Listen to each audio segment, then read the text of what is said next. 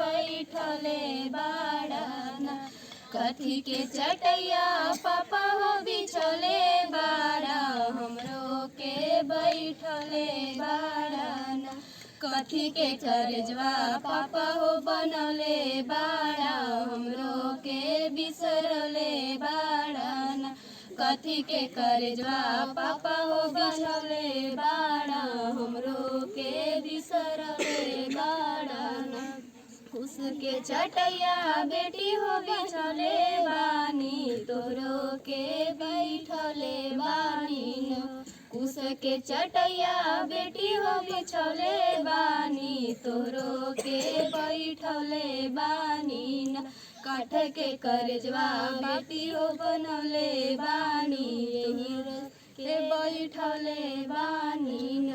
काठ के करजवा बेटी हो बनले बानी यही से बिसरले बानी।